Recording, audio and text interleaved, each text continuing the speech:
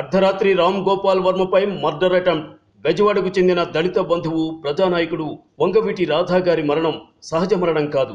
అది ఒక కుల రంగు పులుముకున్న ఒక రాజకీయ హత్య అన్న విషయం విజయవాడలో 10వ తరగతి చదువుతున్న విద్యార్థిని అడిగినా చెప్తాడు.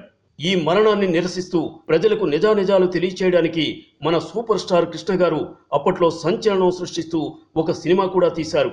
వాటన్నింటినీ కాదని నిజానిజాలను తుంగలో తొక్కి అధికార పార్టీకి కొమ్ము కాస్తూ రంగా వర్గాన్ని అత్యంత హీనంగా కించపరుస్తూ ఒక సినిమా తీసి ఇదే నిజం అంటే ఒప్పుకోవడానికి ప్రజలు వర్మ చెప్పినట్లే వెధవలేం కాదు.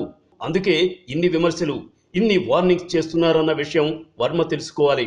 రంగా గారి గురించి తెలిసినా తెలుసుకున్న ఒక 24 ఏళ్ల యువకుడు వర్మను చంపేందుకు సిద్ధపడ్డాడంటే అక్కడి పరిస్థితి ఎంత భయానకంగా ఉందో అర్థం చేసుకోవచ్చు.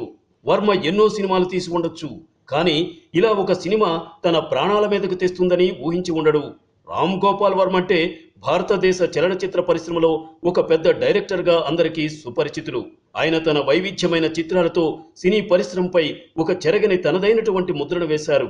ఆయన సినిమాలు ఎంత ఫేమస్ అవుతాయంటే సినిమా రిలీజ్ కంటే ముందే దేశం మొత్తానికి ఒక ఫీవర్ క్రియేట్ చేయగలుగుతున్నాయి. సినిమా రిలీజ్ అయ్యే వరకు ఆద్యంతం సగటు సామాన్య ప్రేక్షకుడు ఆసక్తిగా గమనించే స్థాయి ప్రమోషన్ చేయడం ఒక్క డైరెక్టర్ రామ్ గోపాల్ వర్మతోనే సాధ్యం. ఆయన చేసిన సినిమాల్లో ఎక్కువ సినిమాలు కాంట్రవర్సీ అయినవే.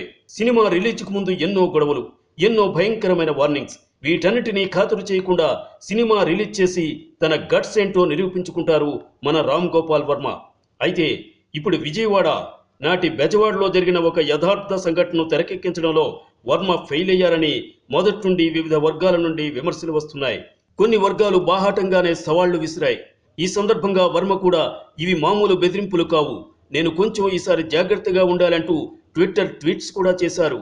ఈ బెదిరింపులు ఒక్కరు చేసినవి కావు. అటు రాజకీయ నాయకుల దగ్గర నుండి విద్యార్థి సంఘాలు, రంగా అభిమానులు, రంగా అనుచరులు, కాపు సామాజిక సంఘం వారు వివిధ రకాలుగా వివిధ సందర్భాల్లో చేసినవి. తెలుగు సినిమా రంగానికి చెందిన కొందరు ప్రముఖులు కూడా బాహాటంగానే వర్మకి వార్నింగ్ ఇచ్చారు. ఇకనైనా వర్మ ఎవరి మనోభావాలను కించపరచిన విధంగా సినిమాలు తీయాలని ఆశిద్దాం. లేదంటే ఏదో ఒక అభిమాని చేతిలో ఒక అర్ధరాత్రి వర్మ హత్యకు గురవడంలో పెద్ద ఆశ్చర్యమేం లేదు. సినిమాను సినిమాలా చూడాలి అనేవారికి ఒక విజ్ఞప్తి, సినిమాలు కూడా సినిమాల్లానే తీయాలి. ప్రజల భావోద్వేగాలను, కుల, మత, పార్టీ, ప్రాంతీయ భావాలను రెచ్చగొట్టేలా సినిమాలు ఉండకూడదు. Like and subscribe Eagle Media Works.